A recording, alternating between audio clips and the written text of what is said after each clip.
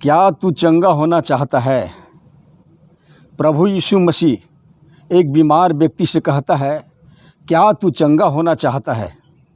आइए जानते हैं इस बीमार व्यक्ति के साथ में ऐसा क्या हुआ।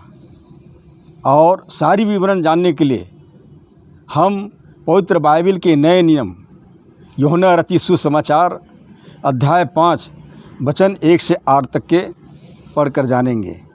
और जैसे लिखा है, यरूशलेम में भेड़ फाटक के पास एक कुंड है जो इब्रानी भाषा में बैतहसदा कहलाता है।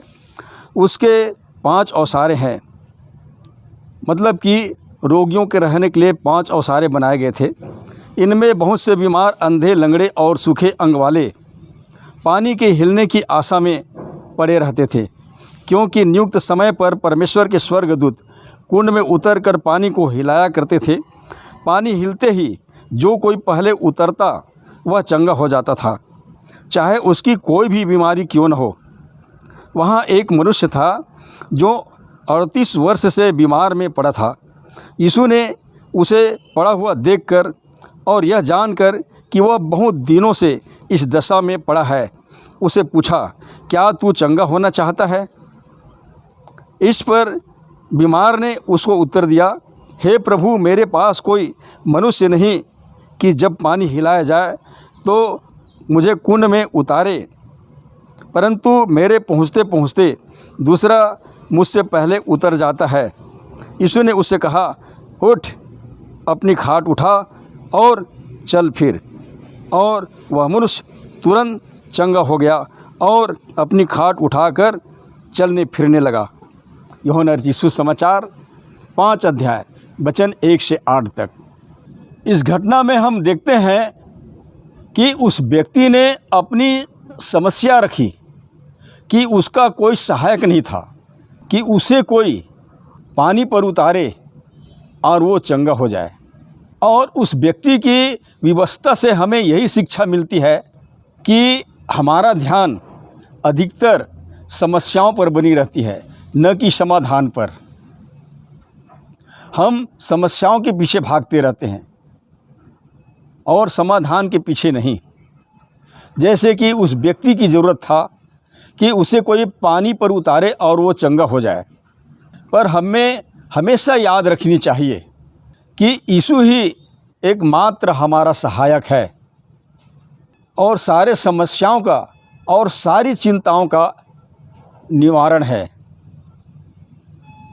परमेश्वर का वचन हमें बताती है कि हमें अपनी सारी चिंताओं को, अपनी सारी समस्याओं को उस पर डाल देनी चाहिए, क्योंकि उसको हमारा ध्यान है।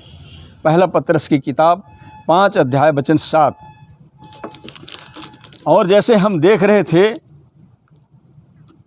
कि प्रभु यीशु उसकी विवशता को देखकर यूँ कहता है कि उठ और अपना खाट उठा और चल फिर। और ऐसा होता है कि यीशु की कहने मात्र से वह व्यक्ति सचमुच में उठता है और अपना खाट को भी उठाता है और चलते बनता है।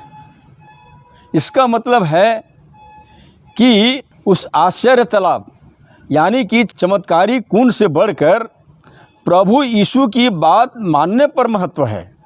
परमेश्वर का वचन हमें बताती है, जैसे कि लिखा है, परंतु वचन पर चलने वाले बनो और केवल सुनने वाले ही नहीं जो अपने आप को धोखा देते हैं, क्योंकि जो कोई वचन का सुनने वाला हो और उस पर चलने वाला न हो तो वह उस मनुष्य के समान है जो अपना स्वाभाविक मुँह दर्पण में देखता है, इसलिए कि वह अपनी आप को देखकर चला जाता है और तुरंत भूल जाता है कि मैं कैसा था।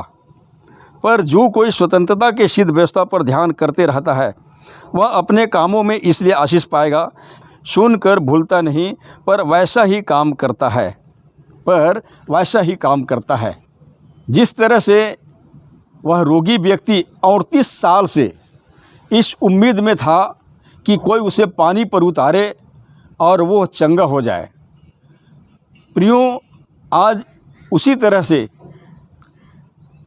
बहुत से लोग आत्मिक रूप से बीमार है, आत्मिक रूप से लंगड़े हैं, आत्मिक रूप से अंधे हैं और आज उन्हें आत्मिक चंगाई की आवश्यकता है और आज उन्हें ऐसे सहायक की ज़रूरत है जो सचमुच में आत्मिक रूप से चंगाई दे सके हमेशा हमेशा के लिए, और वह है प्रभु यीशु मसीह और परमेश्वर का वचन।